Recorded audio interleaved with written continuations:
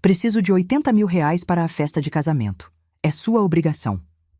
Quando li a mensagem da minha nora, algo se quebrou dentro de mim. Eu havia sustentado meu filho por 35 anos, mas o que descobri depois me fez denunciá-lo à polícia.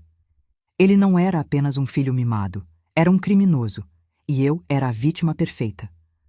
Antes de continuar, me conta nos comentários. De qual país você está assistindo? Quero saber de onde vocês são. A mensagem chegou numa terça-feira à tarde.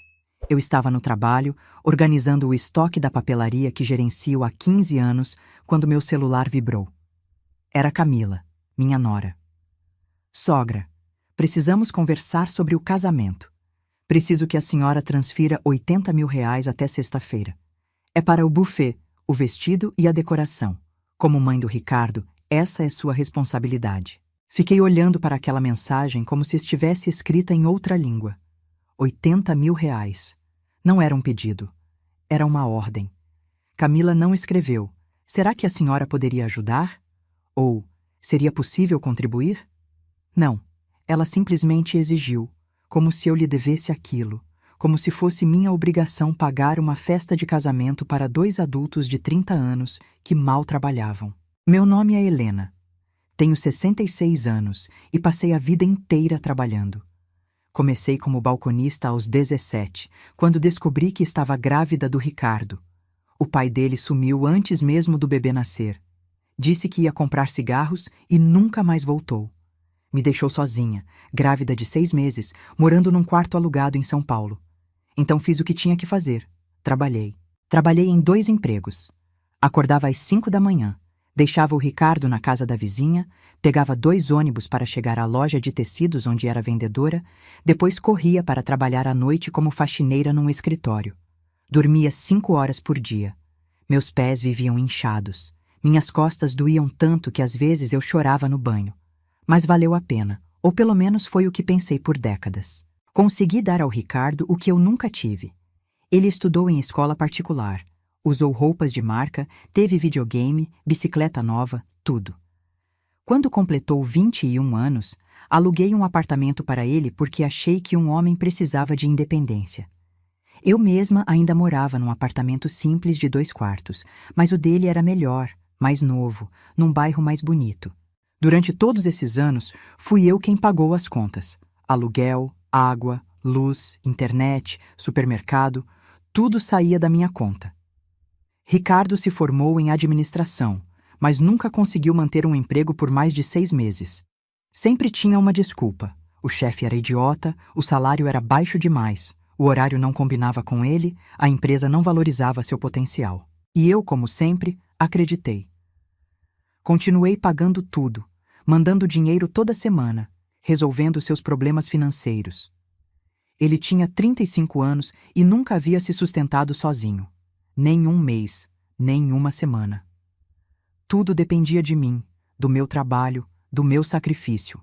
Então apareceu Camila. Faz 2 anos, Ricardo me ligou dizendo que tinha conhecido alguém especial. Marcou um almoço para apresentá-la. Lembro do dia como se fosse ontem.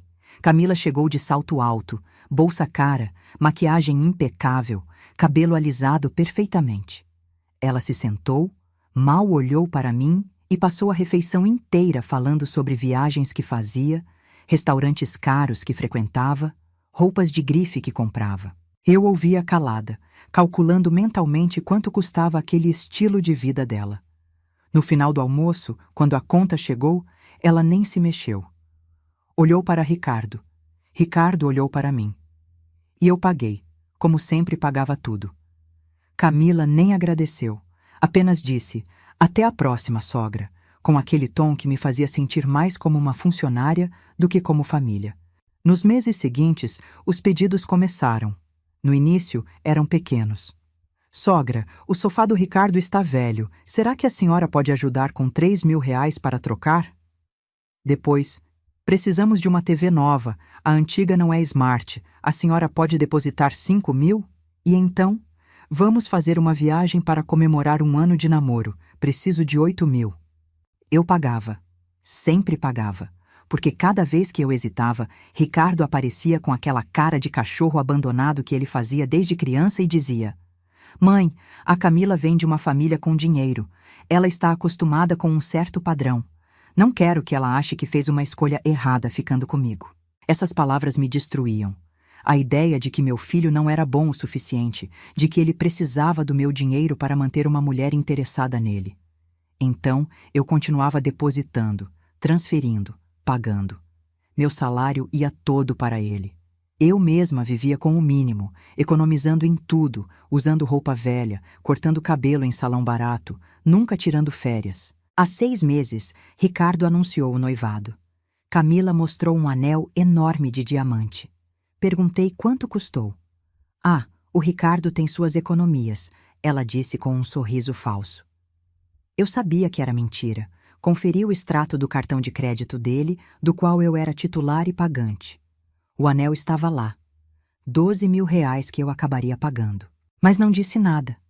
Sorri, parabenizei o casal, fui para casa e chorei no banho como sempre fazia quando a frustração ficava grande demais. E agora estava ali, aquela mensagem pedindo 80.000 como se fosse o pedido mais normal do mundo. Meus dedos tremiam enquanto eu segurava o celular. 80.000 era mais que meu salário de um ano inteiro.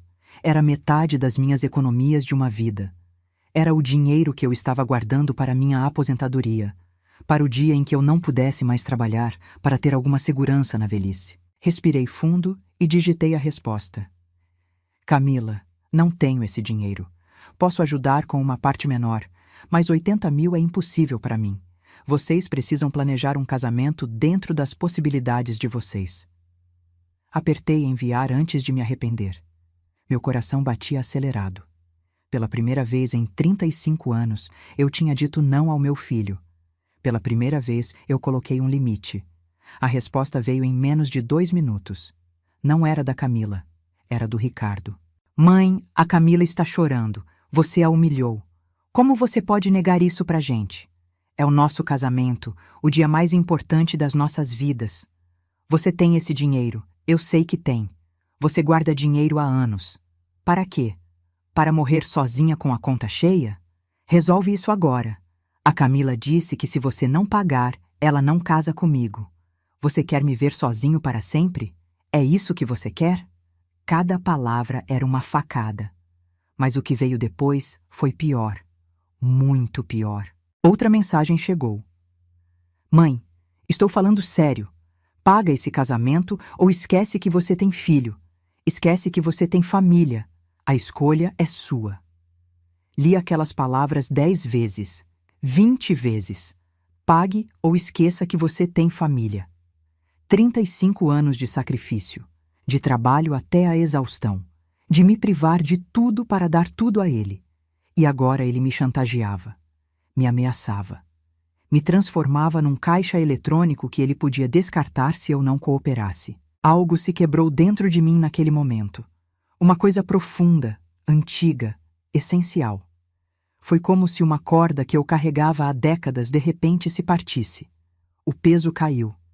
E com ele caíram todas as desculpas que eu vinha fazendo para o Ricardo. Toda a culpa que eu carregava por ser mãe solteira. Todo o medo de perdê-lo. Porque a verdade que eu finalmente estava vendo com clareza brutal, era que eu já o havia perdido. Ou talvez eu nunca tenha tido o filho que imaginei ter. O Ricardo que eu amava, que eu pensava existir, era uma fantasia. O homem real era um estranho egoísta que me via apenas como fonte de dinheiro. Sentei na minha cadeira do escritório, fechei a porta e abri o aplicativo do banco no celular. Minhas mãos já não tremiam mais. Estavam firmes, decididas. Eu sabia exatamente o que precisava fazer. Abri a lista de pagamentos automáticos. Durante anos, eu tinha configurado transferências mensais para a conta do Ricardo. R$ 3.500 todo dia primeiro. Mais 500 para o seguro do carro. Mais 300 para o plano de saúde dele. Mais 200 para a academia. Mais não sei quanto para isso e aquilo. No total, mais de R$ 4.800 por mês. R$ 57.600 por ano. Dinheiro que saía da minha conta como se fosse um imposto obrigatório pelo crime de ser mãe. Meu dedo pairou sobre o botão cancelar por apenas 1 segundo. Depois cliquei. Cancelar transferência. Confirmar cancelamento. Operação cancelada com sucesso. Próximo. Cancelar, confirmar, cancelado. Um por um, metodicamente, sem emoção, eu apaguei cada transferência automática da minha vida. Cancelei o aluguel dele. Cancelei o seguro do carro. Cancelei tudo. Quando terminei, a tela mostrava 0 transferências programadas, 0 pagamentos automáticos, 0 obrigações para com um homem de 35 anos que deveria estar se sustentando há pelo menos uma década. Fechei o aplicativo e fiquei olhando para a tela preta do celular. Meu reflexo me encarava. Eu parecia cansada, velha, mas também aliviada. Pela primeira vez em anos, senti que tinha feito algo por mim mesma. Algo que não era para o Ricardo, não era para agradar ninguém, não era para evitar conflito. Era só para mim. Voltei para casa naquela noite num estado estranho. Não estava feliz, não estava triste. Estava vazia, mas era um vazio bom, como quando você tira uma mala pesada das costas depois de carregar por quilômetros. Fiz chá, sentei no sofá e esperei. Esperei o dia 1º do mês chegar. Esperei Ricardo verificar a conta e descobrir que a fonte secou. O dia 1º foi numa quinta-feira. Eu tinha voltado ao trabalho normalmente, seguindo minha rotina. Às 9h30 da manhã, meu celular começou a tocar. Ricardo. Não atendi. Tocou de novo, de novo, de novo. 10 ligações seguidas. Deixei todas irem para a caixa postal. Então vieram as mensagens, dezenas delas. Mãe, o que aconteceu com o dinheiro? Mãe, meu aluguel não foi pago. O dono do apartamento está me ligando. Mãe, meu cartão foi recusado no mercado. Isso é sério. Me liga. Mãe, pelo amor de Deus, me atende. Eu li cada uma com a mesma expressão vazia. Não senti culpa, não senti remorso. Senti apenas uma calma estranha, quase assustadora. Bloqueei o número dele. Bloqueei também o da Camila. Bloqueei números desconhecidos que tentaram me ligar. Naquela noite, alguém tocou a campainha do meu apartamento. Olhei pelo olho mágico. Era Ricardo. Ele estava com roupas amassadas, cabelo desarrumado, olheiras profundas. Parecia ter envelhecido 10 anos em uma semana. Tocou a campainha de novo, de novo, de novo. Bateu na porta. Mãe, eu sei que você está aí. Por favor, a gente precisa conversar. Por favor. Encostei nas costas da porta, ouvindo. Cada batida era como um soco no peito, mas não abri. Não podia abrir. Se eu abrisse, se eu visse aquela cara de cachorro abandonado, eu ia fraquejar, ia ceder, ia voltar para a mesma armadilha de sempre. Mãe, a Camila terminou comigo. Ela disse que não quer casar com um homem que não consegue nem pagar as próprias contas. Ela foi embora, mãe. Eu perdi ela, por sua causa. Você está feliz agora? Destruiu minha vida. Está feliz? Fechei os olhos. Uma parte de mim, pequena e encolhida, ainda doía. Ainda sentia pena dele. Mas a parte maior, a parte que tinha carregado o peso dele por 35 anos, sabia a verdade. Camila não foi embora porque eu cortei o dinheiro. Camila foi embora porque nunca amou o Ricardo. Ela amava minha carteira. E quando a carteira fechou, ela simplesmente procurou outro banco. Você é uma mãe horrível. Você sabe disso? Eu vou ficar na rua. Vão me despejar. Eu vou morar na rua por sua causa. E quando eu estiver dormindo na calçada, quando eu estiver passando fome, você vai lembrar que foi você quem fez isso comigo. Você. Ele continuou gritando por mais 15 minutos. Depois chorou. Depois ficou em silêncio. Olhei pelo olho mágico de novo. Ele estava sentado no chão do corredor, cabeça entre as mãos. Fiquei observando por uns 10 minutos até que ele finalmente se levantou e foi embora. Aquela noite, não dormi quase nada. Ficava pensando se tinha feito a coisa certa. Se estava sendo cruel demais. Se uma mãe de verdade não deveria perdoar, ajudar, sempre estar lá. Mas então, lembrava daquela mensagem. Pague ou esqueça que você tem família. E a culpa ia embora. Na manhã seguinte, sexta-feira, recebi uma ligação de um número que não reconheci. Atendi por engano. Helena, aqui é Marcela, a proprietária do apartamento do Ricardo. Você é fiadora dele, correto? Meu estômago afundou. Eu tinha me esquecido. Quando aluguei aquele apartamento para ele 3 anos atrás, eu assinei como fiadora. Se ele não pagasse, a dívida era minha. Sim, sou eu. O aluguel deste mês não foi pago. São R$ 3.200 em atraso. Se não for pago até segunda-feira, vou ter que iniciar processo de despejo. E como você é fiadora, a dívida vai para seu nome também. Entendo. Vou ver o que posso fazer. Desliguei o telefone com as mãos tremendo. R$ 3.200. Era dinheiro que eu tinha, mas não queria pagar. Não era justo, não era minha dívida. Era dele. Mas legalmente, eu era responsável. Passei o fim de semana inteiro pensando nisso. Segunda-feira de manhã, tomei uma decisão. Liguei para um escritório de advocacia que encontrei na internet. Marquei uma consulta urgente. Precisava de ajuda profissional porque isso estava saindo do controle. O advogado se chamava Dr. Fernando. Era um homem na faixa dos 50 anos, cabelos grisalhos, expressão séria, mas gentil. Sentei na frente dele e contei tudo. Cada detalhe. Os 35 anos sustentando meu filho. Os milhares de reais por mês. A mensagem exigindo 80 mil para o casamento. A chantagem emocional. O cancelamento das transferências. O fato de eu ser fiadora do apartamento dele. Dr. Fernando ouvia em silêncio, tomando notas. Quando terminei, ele recostou na cadeira e suspirou. Helena, vou ser direto com você. Essa situação é mais comum do que imagina. Pais que sustentam filhos adultos indefinidamente, criando dependência. E quando finalmente tentam se libertar, descobrem que estão presos por obrigações legais. O que eu posso fazer? Primeiro, sobre o apartamento. Você é fiadora, então sim, é legalmente responsável pelos aluguéis não pagos, mas posso ajudá-la a sair dessa fiança.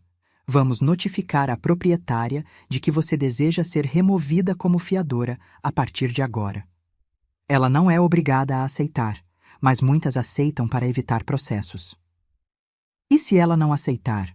Aí você tem 2 opções: pagar esse mês para evitar o despejo e a marca no seu nome, e depois sair da fiança.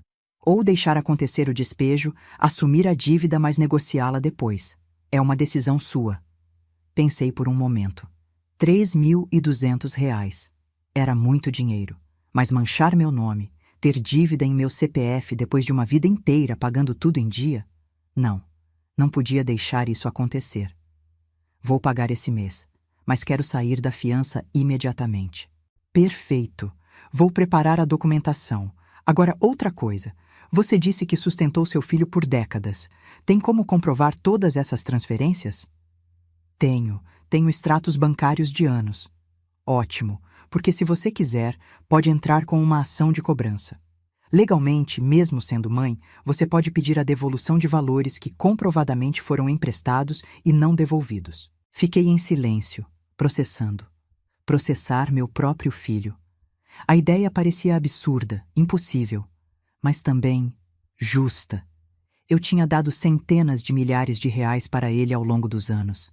Dinheiro que deveria ter sido investido na minha aposentadoria, na minha casa, na minha vida.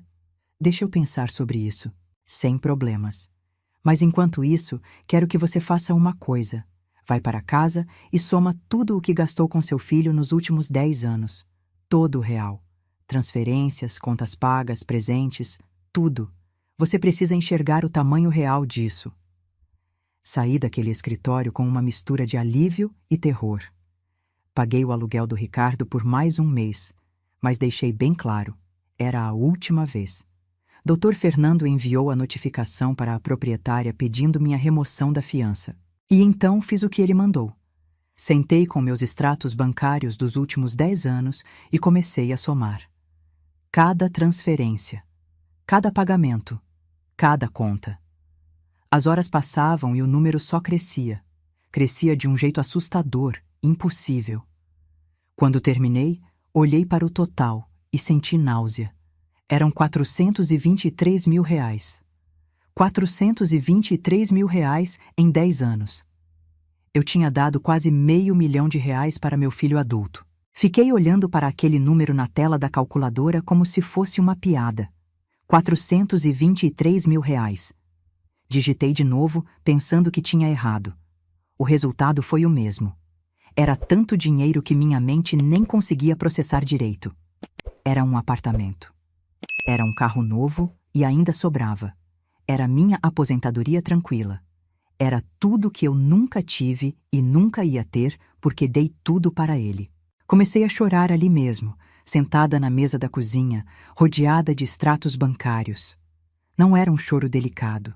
Era um choro feio, de soluços altos, de anos de frustração e humilhação saindo de uma vez.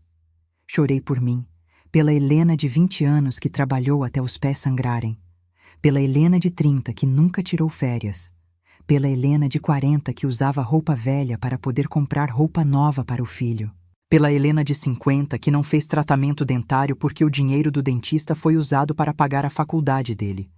E chorei pela Helena de 66 anos, que finalmente estava entendendo que tinha sido usada.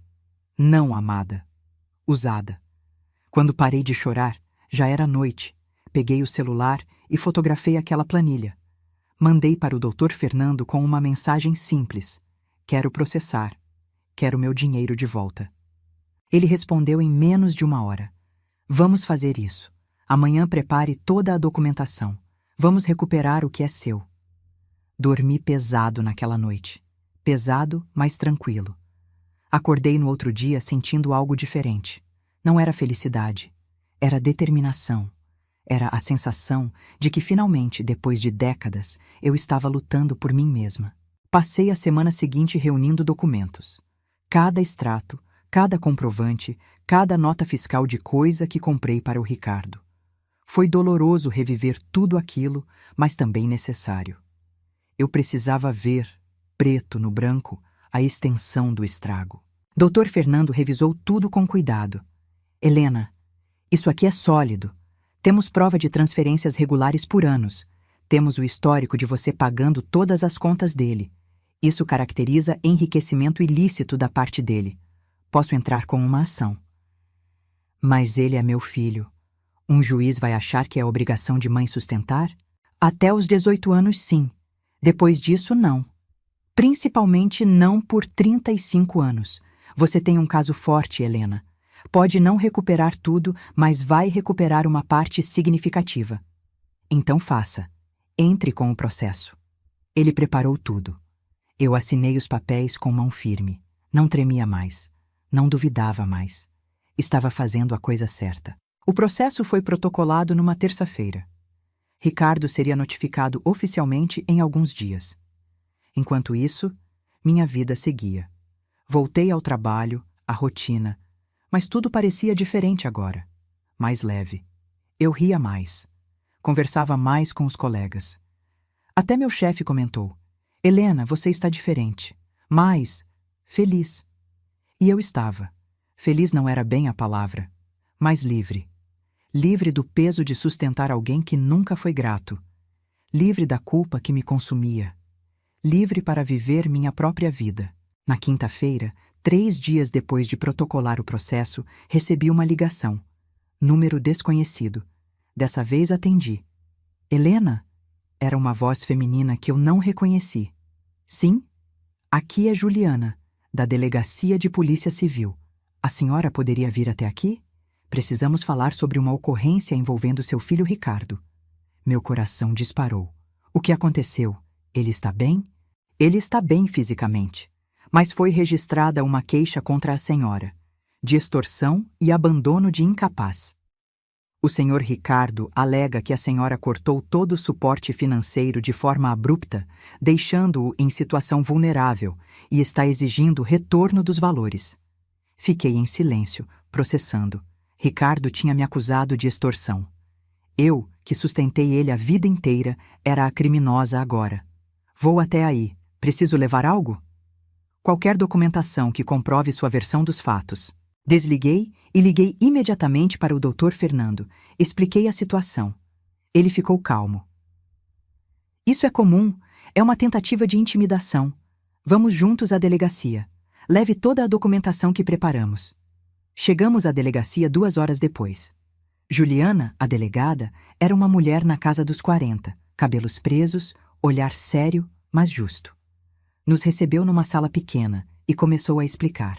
Senhora Helena, seu filho registrou um boletim de ocorrência alegando que a senhora, de forma repentina e sem aviso, cortou todo o suporte financeiro que ele recebia, deixando-o sem condições de pagar aluguel, alimentação e contas básicas. Ele alega que isso configura abandono de incapaz, já que ele dependia financeiramente da senhora. Ele tem 35 anos, respondi, a voz firme. Não é incapaz, é um adulto que deveria trabalhar. Entendo. Mas ele argumenta que a senhora criou essa dependência ao longo de décadas e cortá-la repentinamente é cruel e ilegal. Dr. Fernando se inclinou para a frente. Delegada, com todo respeito, não há nenhuma lei que obrigue uma mãe a sustentar um filho adulto indefinidamente. A senhora Helena tem toda a documentação provando que sustentou o filho por mais de 30 anos. Ela tem o direito de interromper isso quando quiser. Eu concordo. Mas precisamos seguir o procedimento. Senhora Helena, a senhora tem algo a declarar? Abri a pasta com todos os documentos. Extratos bancários, comprovantes de transferências, a planilha mostrando os R$ 423 mil, tudo. Tenho isso aqui. 35 anos sustentando meu filho. Ele nunca trabalhou direito, nunca se esforçou para ser independente porque sabia que eu estaria sempre lá para pagar tudo. Quando ele me pediu R$ 80 mil para uma festa de casamento e eu disse que não podia, ele me chantageou. Disse para eu pagar ou esquecer que tenho família. Foi aí que decidi parar. Juliana revisou os documentos em silêncio. Demorou quase meia hora. Finalmente, ergueu os olhos. Senhora Helena, não há crime aqui. A senhora não tem obrigação legal de sustentar um filho adulto. O boletim de ocorrência dele não vai gerar processo, mas... Ela fez uma pausa significativa. Há algo que a senhora precisa saber. Enquanto investigávamos a queixa dele, checamos o histórico financeiro do Ricardo. E encontramos irregularidades. Meu estômago apertou. Que tipo de irregularidades? Tem um carro registrado em nome da senhora que está com o Ricardo há 3 anos. Esse carro foi comprado com um financiamento que está em seu CPF. O Ricardo paga as parcelas? Não. Eu pago, sempre paguei. E tem mais. Encontramos 3 cartões de crédito em seu nome. A senhora solicitou esses cartões? Franzi a testa. Eu tenho um cartão de crédito, só um. Segundo nosso sistema, a senhora tem 4 cartões ativos. Um que a senhora conhece e 3 que foram solicitados online nos últimos 2 anos. Esses 3 cartões têm dívidas somadas de R$ 82 mil. O mundo parou. Eu não pedi esses cartões. Eu nunca pedi. Juliana trocou um olhar com o Dr. Fernando. Senhora Helena, isso é fraude. Alguém usou suas informações pessoais para solicitar crédito em seu nome. Temos que investigar quem fez isso. Mas eu já sabia. Sabia no fundo do estômago, naquela certeza horrível que a gente sente quando descobre uma traição. Ricardo. Tinha que ser o Ricardo. Ele tinha acesso a todas minhas informações. Tinha meu CPF, minha data de nascimento, meu endereço. Ele tinha tudo o que precisava para abrir cartões em meu nome. Foi meu filho, eu disse, a voz saindo fraca. Ele fez isso. Juliana me olhou com uma expressão que misturava pena e profissionalismo. Senhora Helena, se a senhora quer fazer essa acusação, precisamos investigar apropriadamente. Isso é crime grave. Fraude, falsidade ideológica, estelionato. Se for provado, seu filho pode ser preso. Preso. Meu filho na cadeia. A palavra ecoou na minha cabeça. Parte de mim, aquela parte maternal que nunca morre completamente, sentiu dor. Mas a parte maior, a parte que estava cansada de ser vítima, que estava farta de ser usada, sabia o que tinha que fazer. Quero investigar. Quero saber a verdade. Juliana assentiu. Vou precisar que a senhora vá até seu banco. Solicite o histórico completo de todos os cartões em seu nome. Descubra quando foram abertos, de onde vieram os pedidos, quais endereços de IP. Tudo. Quanto mais informação, melhor. Saí daquela delegacia num estado de choque. Dr. Fernando me acompanhou até o carro. Helena, respire. Sei que é difícil, mas você está fazendo a coisa certa. Se ele realmente fez isso, ele precisa responder. Como eu não percebi? Como ele abriu 3 cartões sem que eu soubesse? Porque você confiava. Porque ele é seu filho. Criminosos usam essa confiança. É assim que funciona. Fui direto ao banco. Pedi para falar com o gerente. Expliquei a situação. Ele me levou até uma sala privada e começou a buscar informações no sistema. Senhora Helena, realmente tem 4 cartões ativos em seu nome. O primeiro que a senhora usa foi aberto há 15 anos. Os outros 3 foram abertos online. Um há 2 anos, um há 18 meses e um há 6 meses. Quem pediu? De onde vieram os pedidos? Ele digitou mais algumas coisas. Os pedidos online vieram do mesmo endereço de IP. Vou anotar aqui para a senhora. Ele rabiscou num papel e me entregou. Era um número longo e complicado. O que é isso? Endereço de IP. É como uma impressão digital da internet. Cada computador, cada celular tem um. A polícia consegue rastrear de onde vieram esses pedidos com essa informação. Peguei o papel com mão trêmula. E as dívidas? R$82 mil em 3 cartões? Isso mesmo. As faturas vão para um endereço de e-mail que não é o seu. Alguém interceptou as cobranças antes de chegarem até a senhora. Que e-mail? Ele mostrou a tela. ricardosoares.financeiro@gmail.com. O nome do meu filho. Estava ali, escancarado, a prova da traição. Ele tinha aberto cartões no meu nome, desviado as faturas para não eu descobrir, gastado R$82 mil que agora eram dívida minha. Preciso de tudo isso impresso, cada documento, cada comprovante.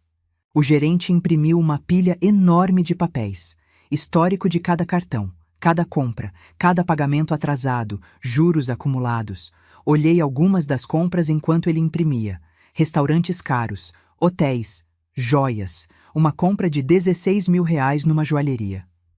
Essa aqui, apontei. Consegue ver o que foi comprado? Ele ligou para o Banco Central. Esperou, explicou a situação. Depois de 10 minutos, desligou. Foi um anel de noivado, comprado há 6 meses. O anel da Camila. O anel que Ricardo disse ter comprado com suas economias. Ele comprou com meu dinheiro roubado, com um cartão fraudado no meu nome. Saí do banco 3 horas depois com 2 sacolas cheias de documentos. Voltei direto para a delegacia. Juliana estava terminando o turno, mas me recebeu mesmo assim. Trouxe tudo, eu disse, colocando as sacolas na mesa dela. Ela começou a revisar. Seu rosto foi ficando cada vez mais sério. Senhora Helena, isso é grave. Muito grave. Temos aqui 3 crimes diferentes: fraude de identidade, falsidade ideológica e estelionato. As penas somadas podem passar de 10 anos de prisão. O que eu faço agora? Agora a senhora registra um boletim de ocorrência formal. Com essas provas, vamos abrir inquérito. Vamos investigar e, se tudo se confirmar, o Ministério Público vai denunciar ele. Aí vai a júri. Quanto tempo isso leva? Depende. Pode levar meses, pode levar 1 ano. Mas com provas tão claras assim, geralmente é rápido. Registrei o boletim de ocorrência. Cada palavra que eu falava para a escrivã era uma facada no coração, mas também era necessária. Era a verdade. Ricardo não era vítima. Era criminoso. E eu tinha sido a vítima dele por tempo demais. Quando saí da delegacia, já era noite. Cheguei em casa exausta, física e emocionalmente destruída. Tomei banho, coloquei pijama e sentei no sofá com uma xícara de chá. Meu celular vibrou. Mensagem de um número desconhecido. Sua víbora! Você me denunciou. A polícia foi no meu apartamento. Pegaram meu computador, meu celular, tudo, por sua causa. Você é má, mãe. Você é má de verdade. Mas eu vou provar que você está mentindo. Vou provar que você é louca, que está inventando tudo porque não aceita que eu cresci, que eu não preciso mais de você. Você vai se arrepender disso. Li a mensagem 3 vezes. Não senti raiva. Não senti tristeza. Senti nada. Era como se aquelas palavras viessem de um estranho completo. E eram. Porque o Ricardo que eu conhecia, que eu amava, nunca existiu. Era uma ilusão, uma máscara que ele usava para me manipular. Bloqueei o número, apaguei a mensagem e dormi. Os dias seguintes foram estranhos. Continuei trabalhando normalmente, mas a cabeça estava sempre naquilo. Pensando no processo, pensando na investigação, pensando em quanto tempo Ricardo ia ficar preso se fosse condenado. Uma semana depois do boletim de ocorrência, Juliana me ligou. Senhora Helena, terminamos a análise preliminar. O endereço de IP dos pedidos de cartão bate com a internet do apartamento do Ricardo. Os e-mails de confirmação foram acessados do telefone dele. E encontramos no computador dele planilhas detalhando quanto ele gastou em cada cartão. Ele mantinha registro de tudo. Então tem prova. Tem prova demais. Isso vai para o Ministério Público essa semana. Em breve ele vai ser indiciado formalmente. E daí? Daí ele vai responder em liberdade ou pode ser preso preventivamente, dependendo do que o juiz decidir. Com 3 crimes graves e risco de fuga, é possível que seja decretada prisão preventiva. Prisão preventiva. Ricardo preso antes mesmo do julgamento. E quanto tempo até o julgamento? Uns 6 meses, talvez menos. Depende da agenda do tribunal. Desliguei o telefone e sentei na cadeira do escritório. Olhei pela janela. Lá fora, as pessoas passavam normalmente, vivendo suas vidas. E eu estava ali, tendo denunciado meu próprio filho à polícia. Algumas pessoas iam me julgar por isso. Iam dizer que mãe de verdade perdoa tudo, que família é sagrada, que sangue é mais importante. Mas essas pessoas nunca tinham sido roubadas por quem deveriam confiar. Nunca tinham descoberto que foram usadas a vida inteira. Nunca tinham olhado para trás e visto décadas de sacrifício jogadas no lixo. Naquela noite, recebi uma visita. Minha vizinha Ângela, aquela que cuidava do Ricardo quando ele era bebê. Ela bateu na porta com uma garrafa de vinho na mão. Escutei tudo pelos vizinhos, ela disse quando abri. Sobre o processo, sobre a polícia, vim ver como você está. Deixei ela entrar. Sentamos na sala. Ela serviu vinho para nós duas. Tá todo mundo falando, ela começou. Alguns estão dizendo que você foi cruel, que cortou o Ricardo sem dó. Mas eu conheço você há 40 anos, Helena, e sei que você só fez isso porque não tinha mais escolha. Bebi um gole de vinho. Ele me roubou, Ângela. 82 mil reais em cartões fraudados. Isso sem contar os 423 mil que eu dei de livre e espontânea pressão. Mais de R$500 mil. R$500 mil. Ângela balançou a cabeça. Eu vi você se matar de trabalhar por aquele menino. Vi você abrir mão de tudo. E sempre achei que um dia ele ia te valorizar, ia entender o sacrifício. Mas parece que eu estava errada. Nós duas estávamos. O que vai acontecer agora? Não sei. Ele pode ser preso, pode pegar 10 anos de cadeia. E sabe o pior? Eu não sei se me importo. Não sei se ainda sinto alguma coisa por ele além de decepção. Ângela apertou minha mão. Você tem direito de estar decepcionada. Tem direito de estar furiosa. E tem direito de se proteger. Não deixa ninguém te fazer sentir culpada por isso. Ficamos conversando até tarde. Ela me contou histórias de quando Ricardo era pequenininho, de como ele era doce e carinhoso, e me dei conta de que aquela criança realmente morreu. Em algum lugar da adolescência, do começo da vida adulta, ele se transformou noutra pessoa. Ou talvez sempre tenha sido assim e eu nunca quis enxergar. 2 semanas depois, recebi a notificação oficial. Ricardo tinha sido indiciado. 3 acusações: fraude de identidade, falsidade ideológica e estelionato qualificado. O Ministério Público pediu prisão preventiva, mas o juiz negou. Ricardo ia responder em liberdade, mas com medidas cautelares. Não podia sair da cidade, tinha que se apresentar na delegacia toda semana e estava proibido de ter contato comigo. Dr. Fernando me explicou tudo no escritório dele. Helena, o julgamento está marcado para daqui a 5 meses. Vamos ter que testemunhar. Você vai ter que contar tudo na frente dele, na frente do juiz, do júri.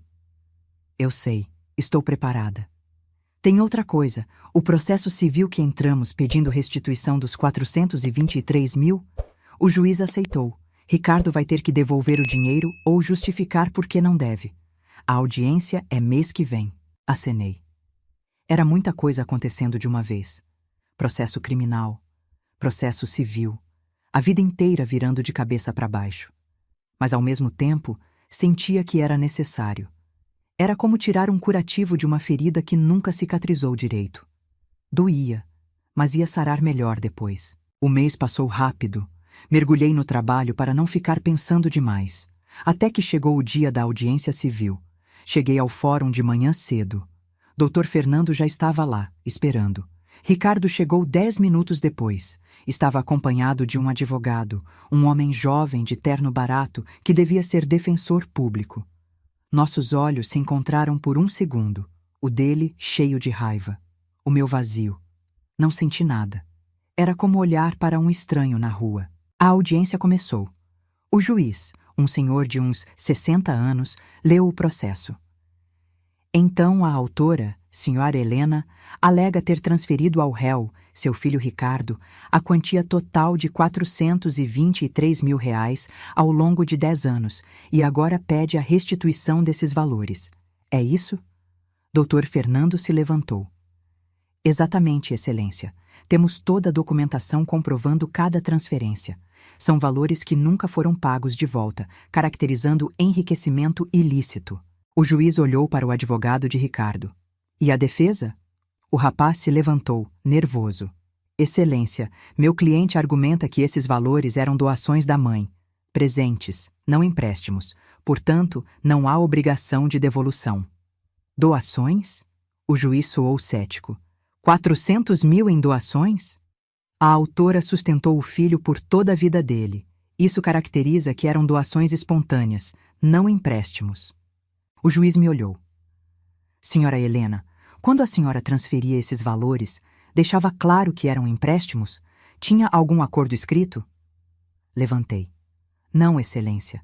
Eu não fazia contratos com meu filho. Mas também não eram presentes. Eu pagava as contas dele porque ele dizia que ia arrumar emprego, que ia começar a se sustentar, que só precisava de um tempo. Esse tempo virou 10 anos, virou 15, virou 20, e ele nunca se sustentou. Entendo. Mas legalmente, sem um contrato explícito, é difícil caracterizar como empréstimo. Meu coração afundou. Ia perder. Ia perder porque confiei demais, porque nunca imaginei que precisaria fazer contrato com o próprio filho. Mas então o juiz continuou. Porém, a jurisprudência sobre casos de filhos adultos sustentados indefinidamente pelos pais. A lei de alimentos só obriga até os 18 anos, ou até 24 se estiver estudando. Depois disso, filho adulto saudável tem obrigação de se sustentar. Vou analisar os documentos e dar a sentença em 30 dias. A audiência terminou. Ricardo saiu correndo do fórum. Não tentei falar com ele. Não tinha nada a dizer. Dr. Fernando foi mais otimista. Helena, acho que temos chances. O juiz pareceu sensível ao seu caso. Vamos esperar. Os 30 dias foram eternos. Continuei trabalhando, vivendo, mas sempre com aquilo na cabeça. Será que ia recuperar o dinheiro? Será que o juiz ia entender? Até que chegou o dia. A sentença foi publicada online. Dr. Fernando me ligou assim que saiu. Helena, você ganhou. Ganhei? O juiz condenou Ricardo a devolver R$ 200 mil. Não é o valor total porque ele considerou que parte era obrigação materna até os 24 anos. Mas de 24 a 35, ele considerou que você não tinha mais obrigação. Então são 200 mil que ele tem que devolver, com juros e correção monetária. 200 mil reais. Não era tudo, mas era muito. Era uma quantia que ia fazer diferença na minha vida. E como ele vai pagar? Ele não tem dinheiro. Aí que está. O juiz determinou que se ele não pagar em 6 meses, os bens dele podem ser penhorados. Carro, móveis, qualquer coisa de valor. Ele não tem nada de valor. Tudo que ele tem, eu dei. Exatamente. E tudo que você deu pode ser tomado de volta. O carro que está em seu nome? Você pode pegar de volta. Os móveis que você comprou? Mesma coisa. Desliguei o telefone com um sorriso no rosto. Pela primeira vez em meses, senti algo parecido com vitória. Pequena, mas vitória. Mas a batalha não tinha acabado. Ainda faltava o processo criminal. E aquele era o grande. Aquele podia mandar Ricardo para a cadeia. Os meses passaram devagar. Finalmente chegou a data do julgamento. Era uma manhã de quinta-feira. O tribunal estava cheio. Tinha jornalistas porque o caso tinha virado notícia. Filho rouba $500.000 da mãe. Era a manchete nos sites locais. Entrei no tribunal com Dr. Fernando e Ângela, minha vizinha, que insistiu em me acompanhar. Do outro lado da sala, Ricardo estava sentado com seu advogado. Ele estava mais magro, pálido, com olheiras fundas. Parecia ter envelhecido 10 anos em 6 meses. Quando nossos olhos se encontraram, ele desviou o olhar primeiro. Bom, que sentisse vergonha. Que sentisse pelo menos um pouco do que eu senti. O júri entrou. 7 pessoas comuns que iam decidir o destino do meu filho. O juiz explicou as acusações: fraude, falsidade ideológica, estelionato. Cada uma com pena de 2 a 5 anos. Se condenado em todas, ele podia pegar até 15 anos. 15 anos. Ricardo teria 50 quando saísse. O promotor começou. Ele era bom. Mostrou os documentos, explicou como Ricardo abriu os cartões fraudados, mostrou os e-mails, as transferências, tudo. Cada prova era um tijolo construindo uma parede impossível de derrubar. Depois foi a vez do advogado de defesa. Ele tentou argumentar que Ricardo estava desesperado, que tinha problemas psicológicos, que a mãe tinha criado dependência nele e depois cortou tudo de uma vez, deixando-o sem opções. Meu cliente não é criminoso, ele disse, a voz emotiva. É uma vítima de uma relação tóxica com a mãe. Ela o sustentou por 30 anos, criando dependência total. Quando ele finalmente tentou ter vida própria, ela cortou tudo. Ele entrou em desespero. Fez escolhas erradas, sim, mas não é um criminoso de carreira. É um homem quebrado por uma mãe controladora. Ouvi aquilo com incredulidade. Eu era a controladora? Eu, que dei tudo? Mas não disse nada. Deixei o processo seguir. Então veio minha vez de testemunhar. Subi ao banco das testemunhas com as pernas tremendo. O promotor fez perguntas sobre como era a nossa relação, quanto dinheiro eu tinha dado, como descobri a fraude. Respondi tudo com calma, com a verdade. O advogado de Ricardo me interrogou depois. Tentou me fazer parecer vingativa, controladora, má. A senhora não cortou o dinheiro do seu filho de forma cruel e repentina? Cortei depois de ele me chantagear pedindo R$80.000 para uma festa. Mas não é comum mães ajudarem nos casamentos dos filhos? Ajudar, sim. Dar R$80.000 que eu não tenho, não. E certamente não depois de já ter dado mais de 400.000 ao longo dos anos. A senhora não acha que criou dependência nele? Eu criei um filho que achei que um dia ia crescer. Eu estava errada. O júri me olhava com atenção. Não conseguia ler as expressões deles. Alguns pareciam ter pena de mim. Outros pareciam neutros. Ricardo foi chamado a testemunhar. Subiu ao banco e começou a chorar antes mesmo da primeira pergunta. Eu só queria fazer minha mãe orgulhosa, ele disse entre soluços. Queria ter uma vida boa, ter uma esposa, ter um casamento bonito, mas nunca consegui emprego bom. Nunca fui bom em nada, então fiz besteira. Usei os cartões. Eu sei que foi errado, mas eu ia pagar de volta. Juro que ia. O promotor foi direto. O senhor mantinha planilhas detalhando quanto gastava em cada cartão fraudado? Sim. Isso não indica premeditação? Planejamento? Eu só queria ter controle. Controle de quanto estava roubando da sua mãe? Ricardo calou. Não tinha resposta para aquilo.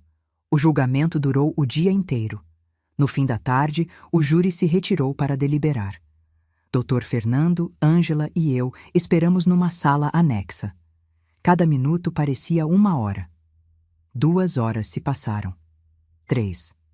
Finalmente, às 7 da noite, fomos chamados de volta. O júri entrou. Meu coração batia tão forte que parecia que ia sair do peito. O juiz perguntou: o júri chegou a um veredito? O presidente do júri, um homem de meia idade de óculos, levantou. Chegamos, Excelência. Leiam, por favor. No caso do Estado contra Ricardo Henrique Martins, acusado de fraude de identidade, consideramos o réu culpado. Pausa.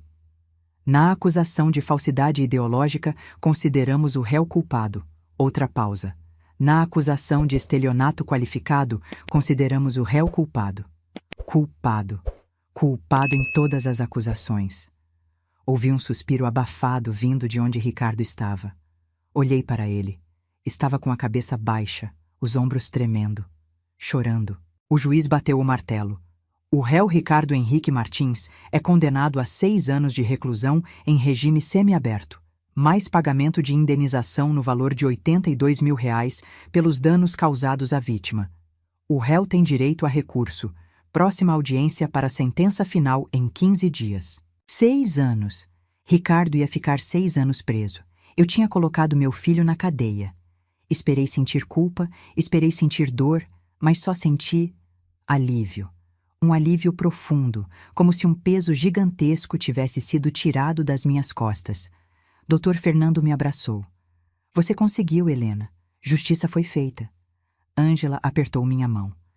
Vamos sair daqui. Você precisa descansar. Saímos do tribunal pela porta dos fundos para evitar os jornalistas. Fomos para um restaurante tranquilo. Pedimos comida, mas eu mal consegui comer. Estava exausta demais. Física e emocionalmente destruída. O que você vai fazer agora? Ângela perguntou. Viver, eu respondi. Pela primeira vez em décadas, vou viver minha própria vida. E foi o que fiz. Nas semanas seguintes, usei o dinheiro do processo civil para viajar. Fui para o Nordeste, fiquei numa pousada de frente para o mar. Passei 10 dias só lendo, caminhando na praia, comendo bem. 10 dias sem pensar em conta para pagar, sem pensar em filho para sustentar, sem pensar em nada além de mim. Quando voltei, estava diferente. Mais leve, mais eu mesma. Voltei ao trabalho com energia renovada. Meu chefe comentou a mudança. Helena, você está radiante. O que aconteceu? Aprendi a colocar limites, respondi sorrindo. Os meses passaram. Ricardo entrou para cumprir a pena. Regime semiaberto significava que ele ia trabalhar durante o dia e dormir na prisão à noite. Recebi uma carta dele 2 semanas depois da prisão. Não abri. Joguei no lixo sem ler. Não tinha interesse no que ele tinha a dizer. 3 meses depois, recebi outra. Dessa vez, abri. A carta era longa, 3 páginas de letra tremida. Mãe, sei que não mereço seu perdão. Sei que fiz coisas horríveis. Roubei de você. Usei você. Fui o pior filho do mundo. Mas estar aqui, preso, me fez pensar. Me fez entender o quanto eu te magoei. Quanto eu joguei fora. Você me deu tudo e eu só devolvi dor. Se eu pudesse voltar no tempo, faria tudo diferente. Seria o filho que você merecia. Mas não posso. Só posso dizer que sinto muito. Muito mesmo. E que te amo, mesmo sabendo que não mereço seu amor de volta. Ricardo.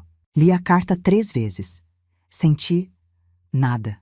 Nem raiva, nem tristeza, nem amor. Era como ler carta de um estranho. Porque era. Ricardo era um estranho para mim agora. Alguém que eu conheci uma vez, há muito tempo, mas que não existia mais. Joguei a carta fora também. Não respondi. Não visitei. Não mantive contato. Corte total, completo, definitivo. Ângela me perguntou uma vez se eu não sentia falta dele. Não, respondi honestamente. Sinto falta da ilusão que eu tinha. Do filho que imaginei ter. Mas aquele nunca existiu de verdade. O Ricardo real, o ladrão, o manipulador, esse eu não quero na minha vida. 1 ano se passou desde o julgamento. Eu estava trabalhando normalmente quando recebi uma ligação. Era da diretora da prisão onde Ricardo estava. Senhora Helena, seu filho teve um incidente aqui. Meu estômago se apertou. Que tipo de incidente? Ele tentou suicídio.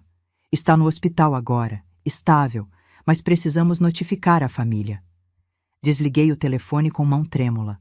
Ricardo tinha tentado se matar. Meu filho tinha tentado se matar.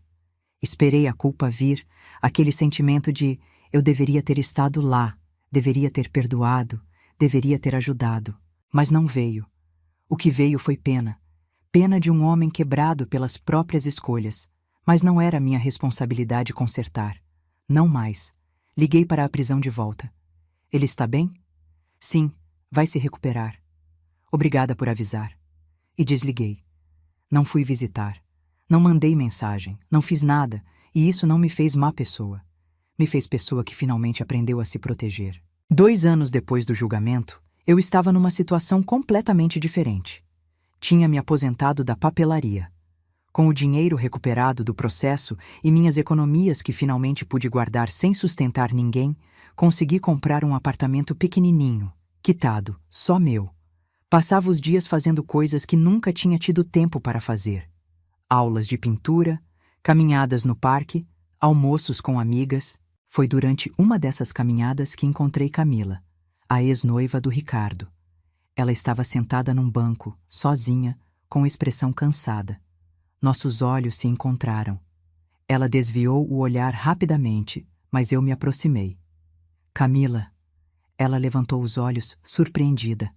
Helena, eu não esperava te ver. Posso sentar? Ela hesitou, mas acenou. Sentei ao lado dela. Ficamos em silêncio por um momento. Soube do Ricardo, ela disse finalmente, que ele foi preso, que você o processou. Você sabia? Perguntei. Sobre os cartões fraudados? Sobre o dinheiro que ele roubou? Camila fechou os olhos. Quando os abriu, estavam úmidos. Eu suspeitava. Ele sempre tinha dinheiro, mas nunca trabalhava. Sempre comprava coisas caras, mas nunca explicava de onde vinha. Eu escolhi não perguntar porque era conveniente, porque eu queria aquela vida. E agora? Agora estou sozinha. Sem o Ricardo, sem o dinheiro dele, sem nada. E percebi que desperdicei 2 anos da minha vida com alguém que nunca foi real. Ela me olhou. Igual você desperdiçou 35. A sinceridade dela me pegou de surpresa. Por que está me contando isso? Porque você teve coragem de fazer o que eu não tive. De colocar limite, de dizer não, de se proteger. Eu admiro isso. E me desculpe. Me desculpe por ter feito parte disso tudo, por ter sugado seu dinheiro através dele. Eu era jovem e idiota, mas isso não desculpa. Fiquei olhando para ela. Camila parecia menor agora, menos arrogante, mais humana. Obrigada por pedir desculpas. Não muda o que passou, mas é algo. Ele escreve para você? Escrevia. Parei de ler. Ele escreve para mim também. Querendo voltar, dizendo que mudou. Eu não respondo. Bom, ficamos ali sentadas mais um tempo, 2 mulheres que de formas diferentes tinham sido vítimas do mesmo homem. Quando me levantei para ir embora, Camila falou de novo. Helena, cuida de você. Você merece. Você também, Camila. Você também. Saí daquele encontro pensativa. A raiva que eu sentia da Camila tinha evaporado. No fim, ela era tão vítima quanto eu. Só de formas diferentes. 3 anos após o julgamento, recebi uma ligação da prisão. Dessa vez não era a diretora. Era Ricardo. Mãe? Você aceitou a ligação. A voz dele soava diferente. Mais madura, mais quebrada. O que você quer, Ricardo? Só queria ouvir sua voz. Faz 3 anos que a gente não fala. 3 anos em que penso todo dia no que fiz com você. No que joguei fora. E queria dizer de novo que sinto muito. Sei que já disse isso, sei que não muda nada, mas preciso que você saiba. Eu entendo agora. Entendo que te usei, que te manipulei, que fui cruel. A prisão me deu muito tempo para pensar, para ver o tipo de pessoa que eu era. E eu me odeio, mãe. Me odeio por ter feito aquilo com você. Fiquei em silêncio. Parte de mim queria desligar, mas outra parte, pequenininha, queria ouvir. Queria acreditar que talvez, finalmente, ele tivesse entendido. Você está trabalhando? Perguntei. Estou. Trabalho numa fábrica aqui perto da prisão. Ganho pouco, mas estou juntando. Quero te pagar de volta, mãe. Vai levar décadas, mas quero te devolver cada centavo que te roubei. Não quero seu dinheiro, Ricardo. O dinheiro eu já recuperei parte no processo. O que eu precisava era respeito. consideração. E você nunca me deu isso. Eu sei. E não tenho desculpa. Mas estou mudado. Juro que estou. Quando eu sair daqui, vou ser diferente. Vou ser o filho que você merecia ter tido desde o começo. Quando você sai? Daqui a 2 anos, com bom comportamento, talvez 1 ano e meio. E o que você espera que aconteça quando sair? Que a gente volte a ser mãe e filho? Que eu te perdoe e sigamos em frente como se nada tivesse acontecido? Silêncio do outro lado. Então, não espero isso. Só espero, não sei, uma chance de te mostrar que mudei. Mas se você não quiser me ver nunca mais, eu entendo. Você tem esse direito. Eu tenho, e ainda não sei se quero. Preciso de tempo para pensar. Tudo bem. Obrigado por atender, por me ouvir. Eu te amo, mãe, mesmo sabendo que não mereço te amar. Desliguei o telefone com lágrimas nos olhos. Pela primeira vez em anos, chorei por ele. Não de tristeza, não de raiva, mas de algo parecido com luto. Luto pelo relacionamento que a gente nunca teve.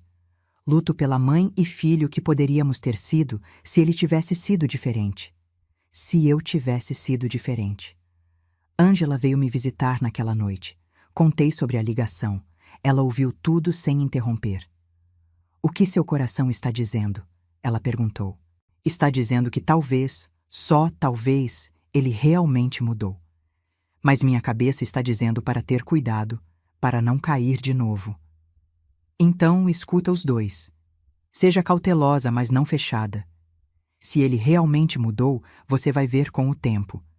E se não mudou, você já sabe como se proteger. Ela tinha razão. Eu tinha aprendido a me proteger. Finalmente, depois de 68 anos, eu sabia colocar limites. Sabia dizer não. Sabia escolher minha paz. 1 ano e meio depois daquela ligação, Ricardo foi solto. Ele me avisou 1 semana antes, mandando uma mensagem simples. Saio dia 15. Não vou te procurar a não ser que você queira. Respeito seu espaço. Passei aquela semana pensando. Queria ver ele? Queria dar uma chance? Ou era melhor deixar o passado enterrado e seguir em frente com minha vida em paz? No dia 15, acordei decidida.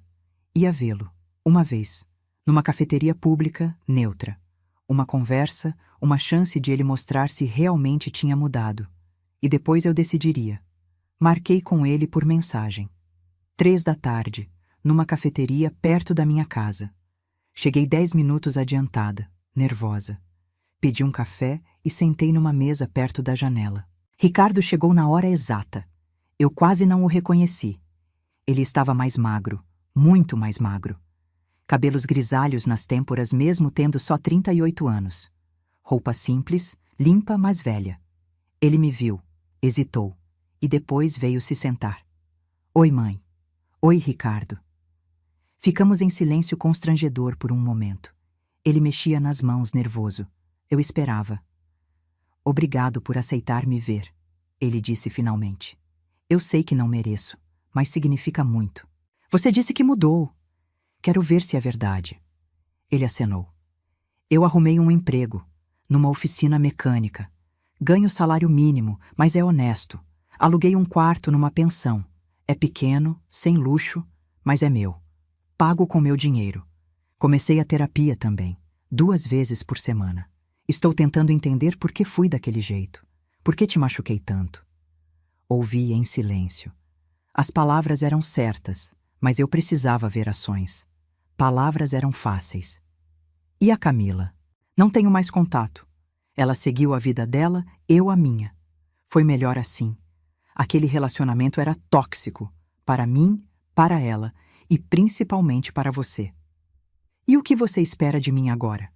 Ele olhou direto nos meus olhos pela primeira vez. Nada. Honestamente, mãe, não espero nada.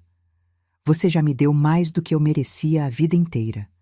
Se você quiser que eu suma da sua vida, eu sumo. Se você quiser me dar uma chance de reconstruir alguma coisa, mesmo que só uma amizade distante, eu vou trabalhar por isso todo dia.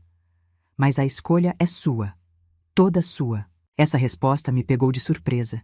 Era o que eu precisava ouvir. Não promessas, não súplicas, apenas respeito pela minha escolha. Vou pensar, não prometo nada, mas podemos tentar, devagar, muito devagar. O rosto dele se iluminou. Obrigado. Juro que não vou te decepcionar de novo.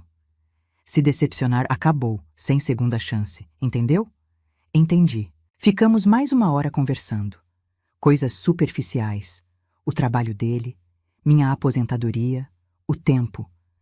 Quando saímos, ele não tentou me abraçar. Apenas acenou e foi embora. Respeito. Talvez ele realmente tivesse aprendido. Os meses seguintes foram estranhos. Encontrávamos uma vez por mês, sempre em lugares públicos. Ele nunca pedia dinheiro, nunca pedia favores, só conversava, me contava sobre o trabalho, sobre a terapia, sobre as coisas que estava aprendendo. No 6º mês, ele me mostrou o contra-cheque. Olha, mãe, ganhei aumento, R$ 50 a mais. Não é muito, mas estou progredindo. E guarda isso aqui. Ele me entregou um envelope. Dentro tinha R$ 200. É para começar a te pagar de volta. Sei que devo muito mais, mas é um começo. Peguei o dinheiro com lágrimas nos olhos. Não era o valor. Eram R$ 200. Mas era o gesto. Pela primeira vez na vida, Ricardo estava tentando devolver algo que tirou de mim. Fica com isso, eu disse, devolvendo o envelope. Usa para você, para a sua vida. Mãe, não, eu preciso fazer isso, por mim, para mostrar que mudei de verdade. Olhei para aquele homem na minha frente.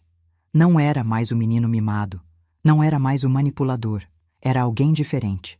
Alguém que talvez, só talvez, merecesse uma segunda chance real. Tudo bem, mas não se sufoca por causa disso. Sua prioridade é se manter estável, se cuidar. 1 ano depois da soltura dele, fizemos nosso primeiro almoço na minha casa. Ele trouxe flores e um bolo que comprou numa padaria. Sentamos na mesa que eu comprei com o dinheiro que recuperei dele no processo. A ironia não passou despercebida. Comemos, conversamos, e pela primeira vez em décadas, parecia que eu tinha um filho de verdade. Não um parasita, não um manipulador, mas uma pessoa que me respeitava, que me via como ser humano, não como banco. Não era perfeito. Ainda tinha momentos de tensão. Ainda havia mágoas que nunca iam cicatrizar completamente. Mas era melhor. Era progresso. Era real. Hoje, 5 anos após o julgamento, minha vida é completamente diferente. Tenho meu apartamento. Tenho minhas economias. Tenho paz. Ricardo ainda trabalha na oficina, ainda faz terapia, ainda me paga R$ 200 todo mês, mesmo eu dizendo que não precisa. Não somos próximos como algumas mães e filhos são. Talvez nunca sejamos. As cicatrizes são profundas demais. Mas temos algo. Um respeito mútuo. Uma amizade cautelosa. E é suficiente. Aprendi coisas importantes nesses anos todos. Aprendi que amor não significa sacrificar tudo. Que ser mãe não significa ser capacho. Que família não te dá direito de abusar. E que nunca, nunca é tarde para colocar limites e escolher você mesma. Se você está lendo isso e está passando por algo parecido, quero que saiba. Você não é egoísta por se proteger. Você não é má por dizer não. Você não é cruel por colocar limites. Você tem o direito de viver sua própria vida, de guardar seu próprio dinheiro, de escolher sua própria paz. Levei 66 anos para aprender isso. Não espere tanto. Não se perca sustentando quem deveria estar te apoiando. Não se destrua para construir outra pessoa. Porque no fim, a única pessoa que vai estar sempre com você é você mesma. E você merece se colocar em primeiro lugar. Sempre mereceu. Obrigada por ouvir minha história. Se ela te ajudou de alguma forma, deixa um like aqui embaixo. Se inscreve no canal se ainda não é inscrito. E comenta contando sua experiência. Você não está sozinho nisso. E se quiser apoiar o canal, considere se tornar membro. Cada apoio ajuda a trazer mais histórias reais como essa. Até a próxima.